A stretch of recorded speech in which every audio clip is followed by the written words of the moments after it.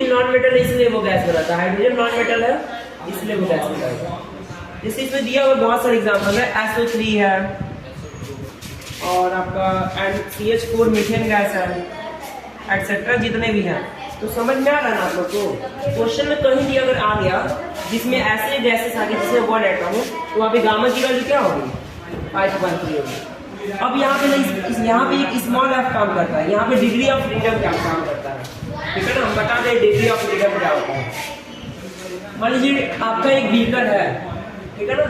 अब बीकर में हमारा सिस्टम है, ये एक तरह का सिस्टम में गैस होगा ना, तो गैस के मॉलिक्यूल को हम ऐसे दिखाते हैं, एक ऐसे, इसमें कई सारे मॉलिक्यूल होंगे, मतलब एटम होंगे। अब ये गैसेस क्या करते हैं? मूव करते हैं ना इधर उधर, गैसेस फ्री होते हैं मूव करने को।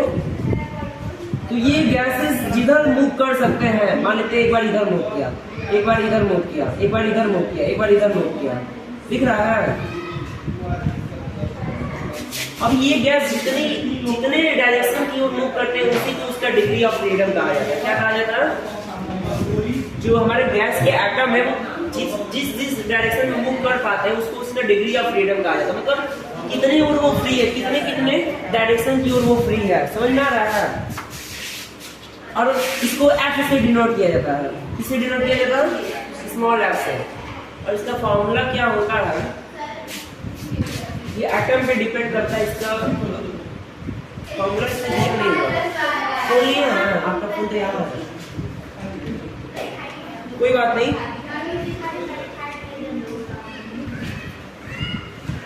डिग्री ऑफ फ्रीडम का फॉर्मूला इसमें दिया नहीं होगा वैसे, ऐसे हम थोड़ा एग्जांपल दे देना है, फिजिक्स में वो चीज पढ़ाएंगे, ठीक है ना? या देख रहे हैं जब भी आएगा तो देखिए इसका फॉर्मूला क्या होता है? इसका फॉर्मूला होता है ना, जैसे मान लीजिए आपका क्या है, आपका वन एटम वाला गैस है, ठीक है? तो जब वन एटम वाला गैस है तो हमको कई डिग्री ऑफ फ्रीडम मिलते हैं। डिग्री ऑफ फ्रीडम कहने का मतलब हमें उसका ट्रांसलेशनल मिल सकता है ना? वो लीनियरली मूव करे, उसका वाइब्रेशनल मिल सकता है ना? वाइब्रेट करे, वो भी एक तरह का डिग्री ऑफ फ्रीडम है। Translational plus vibrational plus rotational, ये सभी डिग्री ऑफ फ्रीडम में काउंट किया जाता है। अब जो ट्रांसलेशनल होता है वो 3 तरीके का होता है, 1 डायमेंशन, 2 डायमेंशन और 3 डायमेंशन। और जब वन एटॉमिक गैस को 1 डायमेंशन में मूव करेगा, सिंगल है तो ये चीज हम आगे आपको बताएंगे। अभी बस हम आपको ओवरव्यू दे रहे थे क्या है ये डिग्री ऑफ फ्रीडम। अब ये जो CP और CB है तो वो डिग्री ऑफ फ्रीडम से भी रिलेट करता है, ठीक है ना? क्लियर हो रहा है? ठीक है, तो ये याद रहेगा ना, इसे नोट कर लीजिए, नोट कर लीजिए बस। नहीं कोई बात नहीं, अरे नहीं कोई बात नहीं, अभी डाउन हो जाएगा, उधर भी चल रहा है। चलिए नोट कर लीजिए। आप फोन लाए हैं अपना? नहीं ना, चलिए कोई बात नहीं। क्या हो, बैटरी खराब हो गया? कोई बात नहीं।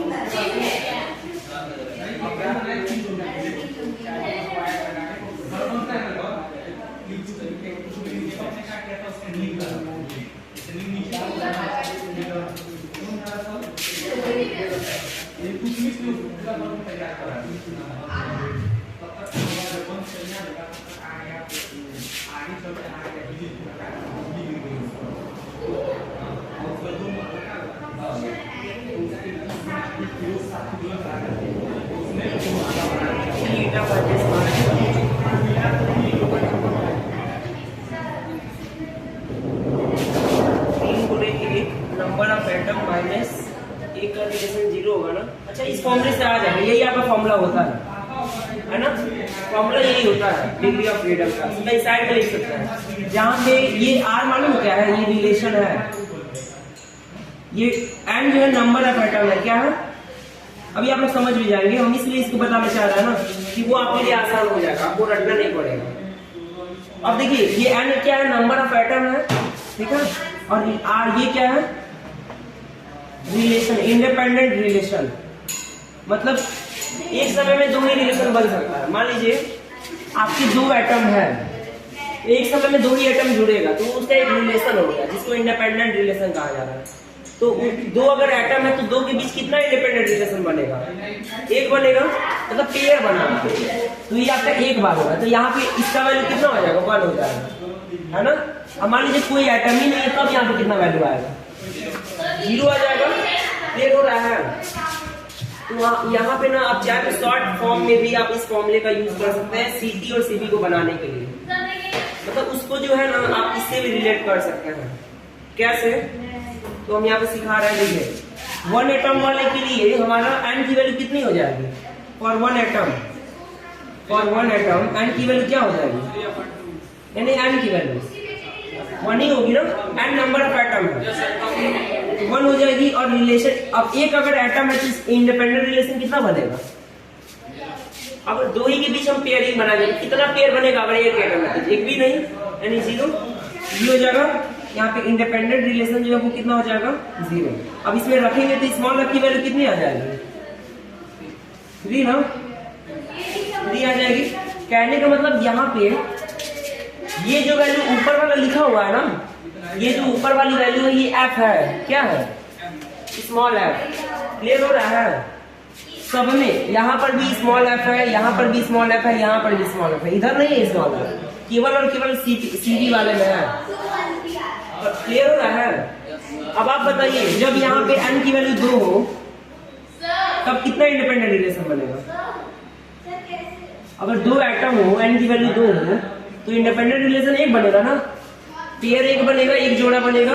तो यहाँ पे इंडिपेंडेंट रिलेशन का मतलब 1। अब इसमें वैल्यू पुट कीजिए, कितना आ जाएगा? देखिए f बराबर 3 गुणे 2 माइनस 1, यानी 5 आ गया। यानी इसके वैल्यू कितना होगी? यहाँ पे ये जो है ये f बता रहा है, किसको बता रहा है? ये f को। तो आपको रटना नहीं है, अब आपको पता चल गया कि हाँ n रहेगा, हमको पता। हमको अगर 4 एटम है तो वहाँ पे n की वैल्यू 4 रख देंगे, 4 × 12 में से। अब 4 है तो रिलेशन कितना बनेगा? ये भी आपको आइडिया नहीं। 4 है तो रिलेशन देखिए 1 2 3 4, एक ऐसे बनेगा, ऐसे बनेगा, ऐसे बनेगा, ऐसे बनेगा, ऐसे बनेगा, ऐसे बनेगा। कितना रिलेशन हो गया? 6 हो गया। और जब 6 होगा ना तो वहां पे रिलेशन तो 6 हो गया, और एटम कितने हो गए?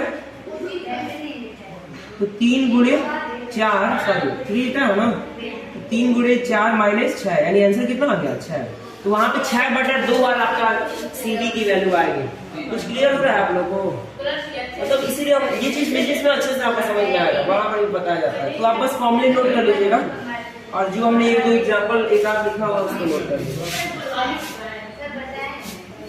n = 2 के लिए f की वैल्यू 5 आ गई, और n = 1 के लिए। तो अब आपको रटने की जरूरत नहीं है, अब बस ये अगर ये फॉर्मूला पता है ना तो आप सारी वैल्यू निकाल सकते हैं। क्वेश्चन सॉल्व करने में इसका बहुत इंपॉर्टेंस है, ठीक है ना? नोट हो गया? नोट कर लीजिए। और स्मॉल f है क्या? स्मॉल f है क्या? Degree of freedom. अच्छा, आप ये नहीं पूछा है कि सर क्यों हमारे यहाँ पे 3 आ रहा है, क्यों हमारे यहाँ पे 5 आ रहा है? ये भी तो क्वेश्चन है।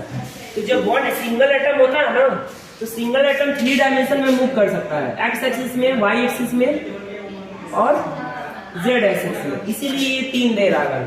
समझ में आ रहा है? ये जो 3 है वो उसका डिग्री ऑफ फ्रीडम है, 3 ही डायरेक्शन में मूव करेगा। और जब 2 है तो उसका 5 क्यों आ रहा है? 2 है 5 इसलिए आ रहा है कि उसका 3 पहले से ही हो गया, है ना?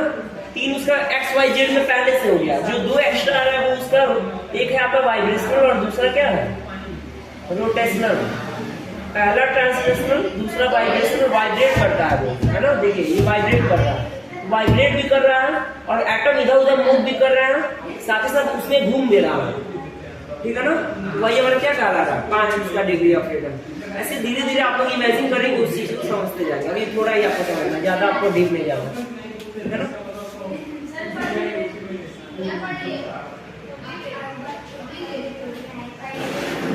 हो गया? इस फॉर्मूले का बहुत इंपॉर्टेंस है। 3n माइनस, वैसे यहाँ पे r लिखा जाता है, कई जगह पढ़ेंगे ना r। हम r इसलिए नहीं लिख रहे हैं कि r हमारा है क्या? r तो हमारा यूनिवर्सल कांस्टेंट है ना। हाँ, स्मॉल r लिख सकते हैं, तब कोई कंफ्यूजन नहीं होगा। स्मॉल r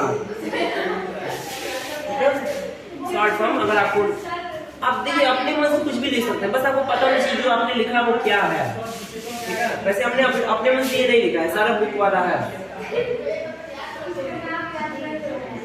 और ये टॉपिक हमारा कवर होता है, इसे हम लोग डिग्री ऑफ फ्रीडम कहते हैं। फ्रीडम, उसकी स्वतंत्रता का मतलब अंश कितना है, हिंदी में भी उसमें लिखा होगा।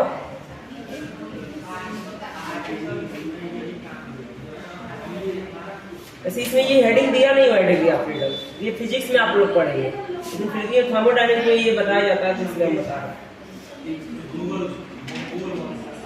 चलिए अब हमारा ये यहाँ तक समझ लीजिए ना, आधा चैप्टर हमारा खत्म हो गया। थर्मोडायनेमिक्स का अभी तक हमारा आधा चैप्टर खत्म हो गया। इतना जितना हमने अभी तक पढ़ाया है उतना जान गए तो आधा तो आप सॉल्व कर ही लेंगे।